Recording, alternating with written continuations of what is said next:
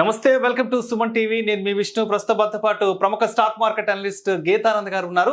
So వారితో మాట్లాడి stock market trading ని కెరీర్ గా ఎంచుకోవచ్చా లేదా, అదేవిధంగా గీతానంద్ గారి స్టాక్ మార్కెట్ ట్రేడింగ్ సెటప్ గురించి మరియు స్టాక్ మార్కెట్ ట్రేడింగ్ లో ఉండే అడ్వాన్స్డ్ టెక్నికల్ టిప్స్ గురించి వారి మాటల్లోనే అడిగి తెలుసుకుందాం. నమస్తే గీతానంద్ గారు. నమస్కారం విష్ణు గారు. సార్ ఎలా ఉన్నారు సార్? బాగున్నాను విష్ణు గారు, ఎలా ఉన్నారు మీరు? ఎస్, నేను బాగున్నాను. అయితే దాదాపు 2 నెలలు అయింది మనం ఇద్దరం కూర్చొని అంతకుముందు చేసిన వీడియోస్. అయితే ఆ ప్రీవియస్ వీడియోస్లో మనం ఎక్కువగా కూడా ఈ స్టాక్ మార్కెట్ ఎలా స్టార్ట్ చేసుకోవాలి, స్టాక్ మార్కెట్లో ఎలాంటి స్టాక్స్ని పిక్ చేసుకోవాలి, ఎప్పుడు ఎంటర్ అవ్వాలి, ఎప్పుడు ఎగ్జిట్ అవ్వాలి, సో ఇలాంటి రకాల టాపిక్స్ గురించి మాట్లాడుకున్నాం. అయితే మనం ప్రీవియస్గా చేసిన ఆ వీడియోస్లో చాలామంది కింద కామెంట్స్ రూపంలో వాళ్ళ యొక్క క్వశ్చన్స్ని ఇచ్చారు మనకి. స్టాక్ మార్కెట్లో ఈ ట్రేడింగ్ని కెరీర్గా ఎంచుకోవచ్చా, సో కెరీర్గా ఎంచుకుంటే మనం సేఫ్ జోన్లో ఉండొచ్చా లేదా అనే ప్రశ్న చాలా మంది కంటిన్యూస్గా అడుగుతున్నారు. సో దీని గురించి మా ప్రేక్షకులకి క్రిస్టల్ క్లియర్గా తెలియజేయగలరు? ఇప్పుడు యాక్చువల్గా ట్రేడింగ్ అనేది కెరీరేనండి. ట్రేడింగ్ ఆర్ ఫండ్ మేనేజింగ్ ఏదైనానండి దాన్ని మనం కెరీరే అనుకోవాలి. సో అయితే ఇది అందరికీ సూట్ అవుతుందా లేదా అనేది కొన్ని పరిస్థితుల మీద ఆధారపడి ఉంటుంది. అవి ఎలా అంటే రిస్క్ అపటైట్, అంటే ఎంత రిస్క్ మనం తీసుకోగలము అనే దాని మీద అది ప్రధానంగా ఆధారపడి ఉంటుంది. సో ప్రపంచంలో ఉన్న మిగతా వ్యాపారాలకి ఈ వ్యాపారానికి ఉన్నటువంటి తేడా ఏంటి అంటే, వేరే వ్యాపారంలో మీరు డబ్బు పెట్టి ఒక వస్తువు కొనడమో లేకపోతే ఇంకొక సేవ చేయడమో ఏదో, అంటే ఒక సర్వీస్ చేయడం ఏదో ఉంటుంది. ఇక్కడ అట్లా ఉండదు. మీకు ఏది ఒక వస్తు రూపంలో తిరిగి రాదు. సో ఇక్కడ మీరు మనీ పెడితేనే మనీ వస్తుంది, పోతే మీ మనీ డైరెక్ట్ గా పోతుంది. సో డైరెక్ట్లీ ప్రపోర్షనేట్ అనమాట రెండు కూడా. సో అందువల్ల ఏంటంటే రిస్క్ ఎక్కువ ఉంటుంది. ప్రపంచంలో ఎంత పెద్ద ట్రేడర్ అయినా, ఎంత పెద్ద ఇన్వెస్టర్ అయినా తను తీసుకునేటువంటి నిర్ణయాలు అన్ని కూడా సక్సెస్ కావు. 100 నిర్ణయాలు తీసుకుంటే 40 నుంచి 45 నిర్ణయాలు మాత్రమే సక్సెస్ అవుతాయి. దీనికే ర్యాండమ్ వాక్ అని పేరు. సో ఎందుకు ర్యాండమ్ వాక్ స్టాక్ మార్కెట్ అంటారంటే, ఆ పేరు ఎలా వచ్చిందంటే, మనం తాగుబోతూ, అంటే ఒక తాగిన వ్యక్తి నడిచేటప్పుడు ఎలా నడుస్తాడో ఇలా ఇలా ముందుకు వెనక్కి అడుగులు తడబడుతూ నడుస్తాడు. స్టాక్ మార్కెట్ కూడా అలానే నడుస్తుంది. సో అతను ఎలా నడుస్తాడు అనేది మనం ప్రిడిక్ట్ చేయగలమా? ఉన్నట్టుండి పడిపోతాడు, లేస్తాడు, 4 అడుగులు ముందుకు వెళ్తాడు, 2 అడుగులు వెనక్కి వస్తాడు, వీధి చివరికి వెళ్తాడు, మళ్ళీ వెనక్కి వస్తాడు. ఈ ర్యాండమ్ ఎలా అయితే ర్యాండమ్నెస్ ఉంటుందో మార్కెట్ లో కూడా అలాంటి ర్యాండమ్ వాక్ ఉంటుంది. సో ఇవి హెవీ ఫ్లక్చువేషన్స్ కారణం అవుతాయి. మనం తీసుకునే నిర్ణయాలు ఫెయిల్ అవ్వడానికి అవకాశాలు ఉంటాయి. అయితే దీన్ని సరిగ్గా ఈ రిస్క్ రివార్డ్ రేషియో వీటి గురించి పూర్తిగా తెలుసుకుని, సో ఎంత రిస్క్ పెడుతున్నాం, ఎంత రివార్డ్ తీసుకుంటున్నాం, ఇలాంటి కొన్ని అంశాల మీద పట్టు సంపాదిస్తేనే మార్కెట్లో కొనసాగడానికి అవకాశం ఉంటుంది. సో నేను మార్కెట్లోకి వచ్చే ముందు నేను సాఫ్ట్వేర్ ఇంజనీర్. అక్కడి నుంచి నాకు సాఫ్ట్వేర్ కంపెనీ ఉండింది. తర్వాత నేను రకరకాల ప్రయోగాలు చేశాను. లాస్ట్కి స్టాక్ మార్కెట్లో 2013లో వచ్చి సెటిల్ అయ్యాను. నాకు ఈ మధ్య కూడా రీసెంట్ ఫెయిల్యూర్ కూడా ఎస్ బ్యాంక్. నా దగ్గర స్టిల్ హోల్డింగ్ ఉంది. మా మెసెస్ అకౌంట్ లో స్టిల్ హోల్డింగ్ ఉంది ఎస్ బ్యాంక్ స్టాక్. నా క్లయింట్స్ దగ్గర స్టిల్ ఉంది. దారుణంగా పడిపోయినటువంటి స్టాక్. సో స్టాప్ లాస్, మామూలుగా స్టాప్ లాస్ పెట్టి తీసేస్తాం, కానీ ఆ స్టాక్ మీద ఎందుకు ఒక ఎమోషనల్ అటాచ్మెంట్ వచ్చింది. సో ఈ స్టాక్ మళ్ళీ తిరిగి పెరుగుతుందేమో అని హోల్డ్ చేసాం. 2-3 రోజులు వెళ్ళిపోయింది కిందకి. తర్వాత ఆ స్టాక్ ఇక ఏం చేసినా వేస్ట్. ఆ స్టాక్ అలానే పెట్టుకున్నాం, అంటే అమ్మినా ఏం రాదు దాంట్లో. సో అట్లా అది ఫెయిల్యూర్. జెట్ ఎయిర్వేస్ ఒక స్టాక్, అది నేను కొన్న తర్వాత ఈ 2 స్టాకులు కూడా డబుల్ పైన దాటి కిందకు వచ్చినటువంటి స్టాక్స్. సో ఆ స్టాక్ విషయంలో కూడా మా నిర్ణయం అనేది పూర్తిగా ఫెయిల్ అయింది. సో నేను 100 నిర్ణయాలు తీసుకుంటే దానిలో 45 నుంచి 50 క్లిక్ అవుతాయి. సో 55 కన్నా క్లిక్ అయ్యంటే ఇక అది అద్భుతమైనటువంటి పీరియడ్. మిగతా 45 పోతాయి. సో ఇందులో ఎలా ఉంటుందంటే, సక్సెస్ స్లోగా వస్తుంది, ఫెయిల్యూర్ ముందు వస్తుంది. సో ఫెయిల్ అయిపోయే స్టాక్స్ ఏంటంటే ముందుగా వచ్చేసి ఫెయిల్ అయిపోతాయి. సో సక్సెస్ స్లోగా ఉంటాయి అనమాట, గ్రాడ్యువల్ గా పెరుగుతాయి అనమాట. సో నేను పోర్ట్ఫోలియోలో లాభం అని చెప్తే అదేదో మొత్తం కంప్లీట్ నేను వేసిన అన్ని స్టాకులు లాభం అని కాదు. 10 స్టాకులు తీసుకుంటే 5 నుంచి 6 క్లిక్ అయి ఉంటాయి, మిగతావి ఫ్లాప్ అయి ఉంటాయి. సో అటర్ ఫ్లాప్ అయి ఉంటాయి అవి, ఒక రకంగా చెప్పాలంటే. సో ఆ నిర్ణయాలు ఎప్పుడైతే కరెక్ట్ కావో అవి సైకలాజికల్ గా మన మీద ఇంపాక్ట్ చూపిస్తాయి. So as an investor, as a trading వచ్చేసరికి ఇది ఇంకా ఘోరంగా ఉంటుంది. ఇన్వెస్టర్ కన్నా ఏంటంటే, ఇప్పుడు నాకు ఎస్ బ్యాంక్ స్టాక్ ఉంది, ఓ 50 ఏళ్ల తర్వాత 60 ఏళ్ల తర్వాత నా పిల్లల కన్నా అట్లీస్ట్ వచ్చే అవకాశం ఉండొచ్చు, ఉండకపోవచ్చు, అది వేరే విషయం. కింగ్ ఫిషర్ ఎయిర్లైన్స్ అని ఒక స్టాక్ నేను బాగా కొన్నాను. అంటే కొత్తగా మార్కెట్ లోకి వచ్చిన కొత్తల్లో ఆ Kingfisher airlines, Vijay Mallya అసలు ఎక్కడికో వెళ్ళిపోద్దని విపరీతంగా కొన్నాను స్టాక్. మార్కెట్ లోంచి డీలిస్ట్ అయిపోయింది. అది కూడా జరగచ్చు. ఈ రిస్క్ ఏదైతే ఉందో, ఈ రిస్క్ ని రివార్డ్ ని, అంటే మనం క్యాలిక్యులేటెడ్ రిస్క్ చేయగలిగితేనే యాజ్ అన్ ఇన్వెస్టర్ కొనసాగలుగుతాం. అదే ట్రేడింగ్ విషయానికి వచ్చింది అనుకోండి, ఒక్క రోజులోనే క్యాపిటల్ మీకు వెళ్ళిపోయింది, లాస్ బుక్డ్ ఈజ్ లాస్ అంతే, అంటే బుక్ లాస్ అంతే. ఇప్పుడు ఇంకా నాకు ఎస్ బ్యాంక్ లో చెప్పాలంటే నోషనల్ లాస్ పేపర్ మీద కనబడుతుంది, రేపు తిరిగి వచ్చే అవకాశం ఉండొచ్చు, కానీ ఇక్కడ ఒక రోజు ఇంట్రాడేలో కానీ లేదా ఒక వారానికో 10 రోజులకో మనం పొజిషన్ తీసుకుని ట్రేడింగ్ చేస్తే ఒక్కసారి క్లోజ్ చేసామంటే లాస్ బుక్డ్ అండి. సో ఈ లాస్ బుక్ చేసినప్పుడు చాలా ఇబ్బంది అవుతుంది. సైకలాజికల్ గా నైట్ ఇంటికి వెళ్ళినప్పుడు ఒక రోజు పెద్ద లాస్ తీసుకొని ఇంటికి వెళ్ళినప్పుడు ఎందుకు చేస్తున్నాం అనే పరిస్థితులు కూడా ఉంటాయి.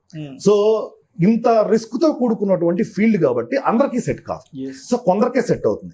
ఇన్వెస్టింగ్ విషయానికి వస్తే అందరూ చేయొచ్చు, ఎందుకంటే వేరే పనులు ఉంటాయి, వేరే పనులు చేసుకుంటూ మనం రెగ్యులర్ ఇన్కమ్ సంపాదించుకుంటూ ఇన్వెస్టింగ్ అనేది అడిషనల్ ఆదాయం కోసం చేస్తున్నప్పుడు లాంగ్ టర్మ్ వ్యూలో పోతున్నప్పుడు డెఫినెట్ గా ఒక మంచి స్టాక్ లో 10-20 తీసుకుంటే దాంట్లో సగం ఫెయిల్ అయినా మిగతా సగం డబుల్. ఇప్పుడు మనం 100 రూపాయలు అన్ని స్టాకుల మీద పెట్టామంటే ఈ 100 మాక్సిమం 0 అవుద్ది. కానీ పెట్టిన 100 పెరిగే స్టాకులు ఏదైతే ఉంటుందో అది 250కి వెళ్ళొచ్చు, 350కి వెళ్ళొచ్చు, 450కి వెళ్ళొచ్చు. సో అక్కడ మనకి బెనిఫిట్ అవుతుందే తప్ప ఇక్కడ మిగతా అంశాలు అయిపోయి నేను 100% ప్రిడిక్ట్ చేసేస్తాను అని అనుకోవడం అనేది వర్కౌట్ అయ్యే విషయం కాదు సార్. సో ఇంత రిస్క్ ఉండి ఇంత అప్ అండ్ డౌన్స్ ఉండే కెరియర్ ని ఎంచుకోవడమా లేదా అనేది ఎలా తీసుకోవాలి అంటే, సో దీనికి ఫస్ట్ ప్యాషన్ ఉండాలి. సో రెండోది ఏంటంటే దీని గురించి ఇన్ అండ్ అవుట్స్ కంప్లీట్ గా తెలిసి ఉండాలి, రిస్క్ రివార్డ్. దాంతో పాటు చేయాల్సింది అంటే ఒక్కొక్క ఏజ్ గ్రూప్ ఒక్కొక్కలాగా దీనికి ప్రిపేర్ అవ్వాల్సి వస్తుంది. ఫర్ ఎగ్జాంపుల్ నేను వెల్ సెటిల్డ్ అనుకోండి, మా ఫ్యామిలీ బాగా డబ్బు ఉంది, నేను ఆల్రెడీ వెల్ సెటిల్డ్ అనుకోండి, నాకు ఒక 25 నుంచి 30 వయసు అనుకోండి, as I can take it as a career. అలా కాకుండా కుటుంబమే నా మీద ఆధారపడి సాయంత్రానికి నేను నా ఫ్యామిలీని ఫీడ్ చేయాలా అనుకున్నప్పుడు డైరెక్ట్ గా దీన్ని కెరీర్ గా ఎంచుకుంటే మీరు నష్టపోవడానికి లేదా పూర్తిగా కెరీర్ లో ఫెయిల్ కావడానికి అవకాశం ఉంటుంది, చాలా అవకాశం ఉంటుంది. సో అందువల్ల ఏంటంటే ఈ ఫీల్డ్ ఎంచుకునేటప్పుడు ఇది కూడా దృష్టిలో పెట్టుకోవాలి, మన ఫైనాన్షియల్ పొజిషన్ ఏంటి. సో మనం వర్క్ చేయకుండా డైరెక్ట్ గా ట్రేడింగ్ మీదే చేస్తే వచ్చే రెవెన్యూ కాకుండా మన ఫ్యామిలీ నడుస్తుందా లేదా, సో ఆ స్కోప్ ఉంటే చేయొచ్చు. ఇప్పుడు మా మిసెస్ వర్కింగ్ అనుకోండి, తన వల్ల ఫ్యామిలీ ఫీడ్ అవుతుంది అనుకుంటే నేను దీనిలో ట్రై చేయొచ్చు. సో నేనే ఫీడ్ చేసే పని అయితే మాత్రం నేను ఇచ్చే సజెషన్ ఏంటంటే ఫస్ట్ ఇన్వెస్టర్ గా కొనసాగండి, తర్వాత పార్ట్ టైం ట్రేడర్ గా కొనసాగండి. ఫైనల్ గా మీకు 1 సంవత్సరం తర్వాత 2 సంవత్సరాల తర్వాత మీకు రిజల్ట్స్ చూసుకోండి, క్లారిటీ వస్తుంది. రెండోది ఏంటంటే ఒక 5 లక్షల క్యాపిటల్ తోనో 3 లక్షల క్యాపిటల్ తోనో నేను నెలకు 2 లక్షలు సంపాదిస్తాను, 1 లక్ష సంపాదిస్తాను అని అనుకోవడం ఇందులో సాధ్యపడదండి. రావచ్చు కొన్నిసార్లు జాక్పాట్స్ తగలొచ్చు. నేను కూడా ఒక రోజులో 7 లక్షలు సంపాదించిన రోజులు ఉన్నాయి, 1 లక్ష పోగొట్టిన రోజులు ఉన్నాయి. ఓవరాల్ గా సంవత్సరం తర్వాత ఎంత ఉంటుంది అకౌంట్ లో ప్రాఫిట్ అంటే 3% కనుక పర్ మంత్ అంటే 36% పర్ యానం కనుక వస్తే దట్ ఈస్ అల్టిమేట్ రిజల్ట్ అండి. సో అంత తక్కువ కోసం మనం ట్రేడింగ్ చేయాలా సార్ అంటే ఇందులో ఉన్నటువంటి అడ్వాంటేజ్ ఏంటంటే ఫస్ట్ ఇయర్ నుంచి సెకండ్ ఇయర్ పోయేటప్పుడు అందరూ చెప్తారు 9th వండరు అది మీకు పవర్ ఆఫ్ క్యూములేషన్ అనేసి చెప్పుకుంటారు. సో ఆ క్యూములేషన్ వల్ల కొన్ని సంవత్సరాల తర్వాత మనం బాగా సెటిల్ కావడానికి అవకాశం ఉంటుంది తప్ప 1 సంవత్సరంలో 100% 200% వస్తాయి. అవి ఫ్లూక్ ఇయర్స్, కొన్ని ఇయర్స్ లోనే వస్తాయి. ఎట్లా అంటే ఇప్పుడు 2020లో ఇన్వెస్టింగ్ చేసి ఏ స్టాక్ ఎత్తుకున్నా కూడా 100%, 110%, 120% పెరిగిపోయింది. దీన్ని బెంచ్ మార్క్ గా నేను పెట్టుకొని ప్రతి సంవత్సరం నేను ఇలా సంపాదించేస్తాను, ఒక 5 లక్షలు 10 లక్షలు పెట్టుకున్నానంటే 10 లక్షలు వచ్చేస్తుంది, దానిలో 6 లక్షలు ఇంటికి ఖర్చు పెట్టుకొని 14 లక్షలు ఇన్వెస్ట్ చేస్తే అని వెళ్ళామంటే మాత్రం దెబ్బ పడుతుంది. రెండోది ఏంటంటే ఎవ్రీ మంత్ ఖచ్చితంగా ఇంటి రెంట్కి, ఇంట్లో ఖర్చులకి డబ్బులు సంపాదించాలనే ప్రెషర్ ఉన్నప్పుడు మనం ఈ ఒక్కొక్క నెల లాస్ వస్తుంది. ఆ నెల ఏం చేస్తాం, ఏం చేయలేం. కాబట్టి మార్కెట్ మీద ప్రెషర్ పెడతాం. ఆ మార్కెట్ మీద పెట్టే ఒత్తిడి ఏం చేస్తుంది అంటే మరింత నష్టాలకి దారి తీసేటట్టు చేస్తుంది. కాబట్టి ట్రేడింగ్ కెరియర్ గా ఎంచుకోవాలి అంటే ఆల్టర్నేటివ్ ఇన్కమ్ సోర్స్ ఒకటి ఏర్పాటు చేసుకోవాలి. లేదా సార్ నాకు 2 చేసే అవకాశం ఉంది అంటే మార్నింగ్ పూట మీరు ట్రేడింగ్ చేసుకోండి, మధ్యాహ్నం నుంచి మీరు జాబ్ చేయండి, సాయంత్రం నుంచి నైట్ జాబ్స్ ఏమైనా దొరికితే చేయండి, రెండింటిని కెరీర్ గా తీసుకోండి. ఆల్రెడీ వెల్ ఆఫ్ ఉన్న గురించి నేను మాట్లాడలేదు. ఫైనాన్షియల్ ఇంట్లో వాళ్ళు సపోర్ట్ చేస్తారు, ఫాదర్ సపోర్ట్ చేస్తాడు, మదర్ సపోర్ట్ చేస్తారు, వైఫ్ సపోర్ట్ చేస్తుంది, ఇలాంటి వాళ్ళ గురించి మాట్లాడలేదు, నాలాంటి వాళ్ళ గురించి మాట్లాడుతున్నాను. సో నేను కెరియర్ లో ఫస్ట్ స్టార్ట్ చేసినప్పుడు బాగా ఫెయిల్యూర్ కావడానికి కారణం ఏంటంటే ఒత్తిడి. 1వ తారీఖు వస్తే ఇంటి రెంట్ కట్టాలి, ఆఫీస్ రెంట్ కట్టాలి, ఎన్ని ఉంటాయి, ప్రతి నెల ఖచ్చితంగా లాభమే తీసుకోవాలి అనే టార్గెట్ ఉంటుంది. అది సాధ్యపడదు. 3 నెలల తర్వాత కూడా నష్టం ఉండేటువంటి పరిస్థితులు ఉంటాయి. 4వ నెలలో ఈ 3 నెలల నష్టాలు కవర్ అయ్యి కొంచెం ప్రాఫిట్ లోకి వచ్చే అవకాశాలు ఉంటాయి. మార్కెట్ కి టైం ఇవ్వాలి. ఇక్కడ 2 వర్క్ అవుతాయండి. ఒకటి పేషెన్స్, 2 డిసిప్లిన్. సో ఈ 2 ఖచ్చితంగా 100% ఉంటాయా అంటే ఉండవు. ఎట్లాంటి వాడికైనా అసహనం వచ్చేస్తుంది, ఎలాంటి వాడైనా క్రమశిక్షణ తప్పుతాడు. 100% క్రమశిక్షణ కనుక పాటించగలిగే పని అయితే he will be become a super star. వాళ్ళ గురించి నేను మాట్లాడలేదు, నాలాంటి సామాన్యుడి గురించి మాట్లాడుతున్నాను. సో ఇప్పుడు ఇందాక ఎస్ బ్యాంక్ సంగతి చెప్పాను, పడుతుంది ఎమోషనల్ అటాచ్మెంట్, పెట్టుకున్నాను, డిసిప్లిన్ తప్పాను కదా నేను, నా దగ్గర అది నష్టానికి కారణమైంది కదా. సో ఇలాంటివి జరుగుతూ ఉంటాయి, మాన్యువల్ ఎర్రర్స్ ఉంటాయి కాబట్టి ఎక్కువ ఒత్తిడి ఉంటుందండి దీంట్లో. అందుకని అందరికీ కూడా సెట్ కాదు. సైకలాజికల్ గా స్ట్రాంగ్ గా ఉండేవాళ్ళు దీనిలో పెట్టిన పెట్టుబడి ఏదైతే ఆ పెట్టుబడి కొంత నష్టం అయినా కూడా పర్సనల్ గా ఇంపాక్ట్ కాని వాళ్ళు అలాంటి వాళ్ళు ట్రేడింగ్ కెరియర్ గా దీన్ని ఎంచుకోవచ్చు. నేను చెప్పేది ఆల్టర్నేటివ్ ఇన్కమ్. మీరు నైట్ అయినా జాబ్ చేయండి, ఫ్యామిలీ అయినా జాబ్ చేయండి, ఆల్రెడీ ఫ్యామిలీ సపోర్ట్ అయినా ఉండేవ్వండి. అలా తీసుకున్నప్పుడు మీరు సస్టైన్ అవుతారు. దీంతో పాటు ఇంకో సజెషన్ ఇస్తాను. ఒకవేళ సార్ నేను ఇప్పుడే బీకామ్ చదువుతున్నాను, BA చదువుతున్నాను, లేకపోతే ఏదో ఇంజనీరింగ్ చదువుతున్నాను, నాకు ఇదే కెరియర్ అనుకుంటున్నాను అంటే go and join in a trading firm. అంటే ఇప్పుడు బ్రోకింగ్ హౌస్లు ఇన్ని ఉన్నాయి కదా, సబ్ బ్రోకింగ్ హౌస్లు, బ్రోకింగ్ హౌస్లు ఉన్నాయి కదా, అక్కడ జాయిన్ కండి. అక్కడ జాయిన్ అయ్యి ఒక 3 సంవత్సరాలు 2 సంవత్సరాలు మీరు నలిగితే మీకు దానికి సంబంధించిన పూర్తి వివరాలు తెలుస్తాయి. సో తర్వాత ఆల్టర్నేట్ గా దాని నుంచి ఇంకో బిజినెస్ కూడా మీరు చేయొచ్చు, మీరు బ్రోకింగ్ చేయొచ్చు. సో బ్రోకింగ్ రెవెన్యూ వస్తుంటుంది, మీరు ట్రేడింగ్ కెరియర్ గా ఎంచుకోవచ్చు. సో 10 మంది ఫండ్స్ కలెక్ట్ చేసి అంటే మీరు కలెక్ట్ చేస్తే నేరం అవుతుంది. సో 10 మంది ఫండ్స్ మీద ఏం జరుగుతుందో మీకు అర్థం అవుతుంది. సో అర్థమైనప్పుడు ఏంటంటే ఓకే ఇది మనం ఇలా చేస్తే అవుతుంది, ఇలా చేస్తే కాదు అనేది పూర్తిగా నాలెడ్జ్ వచ్చిన తర్వాతే దీన్ని పూర్తి కెరియర్ కింద ఎంచుకోవాలి. సో నేను పడ్డ ఇబ్బందులు చాలా ఇబ్బందులు పడ్డామండి దీంట్లో. సో ఎందుకంటే మాకు గైడ్ చేసేవాళ్ళు స్టార్టింగ్ లో లేరు. సో నేను మొదటి 3-4 సంవత్సరాలు బాగా ఇబ్బంది పడ్డాను దీంట్లో. అయితే ప్రతిరోజు ఒక ఆశ. ఎట్లా ఉంటుందంటే ప్రతి గురువారం అప్పుడు మనకేంటంటే మంత్లీ ఎక్స్పైరీస్ ఉండేది. ప్రతి మంత్లీ ఎక్స్పైరీ వచ్చినప్పుడు ఈ రోజు ఆప్షన్ లో ₹50 అయిపోద్దేమో, జాక్ పాట్ తగులుతుందేమో, ఈ మైండ్ సెట్ ఉండేది. ఆ మైండ్ సెట్ పోయి దీంట్లో కన్సిస్టెంట్ ఇన్కమ్ కోసం ఇలా చేయొచ్చు అని తెలుసుకోవడానికి, దీంట్లో ఖచ్చితంగా నేను ఎంత పెద్ద తోపైనా 50 నుంచి 55% నేను తీసుకునే నిర్ణయాలు ఫెయిల్ అవుతాయి అని అర్థం చేసుకోవడానికి వీటికి చాలా టైం పట్టింది. సో ఈ టైం అనేది మీరు కూడా తీసుకోగల పరిస్థితుల్లోకి వస్తేనే ట్రేడింగ్ ని కెరియర్ గా ఎంచుకోవాలి. లేకపోతే ట్రేడింగ్ అనే దాన్ని కెరియర్ గా ఎంచుకోకుండా ఇన్వెస్టింగే ఉత్తమమైనటువంటి మార్గం.